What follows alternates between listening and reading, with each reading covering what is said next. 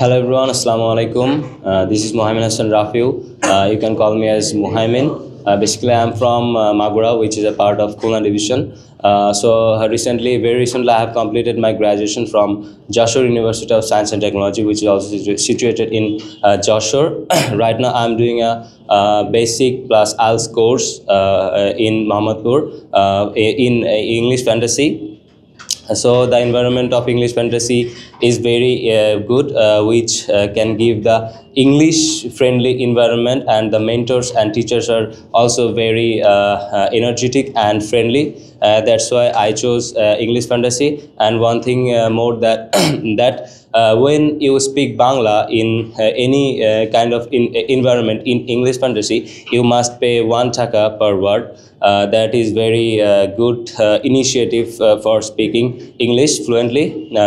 So for this reason, I would like to thank English Fantasy. Assalamu alaikum.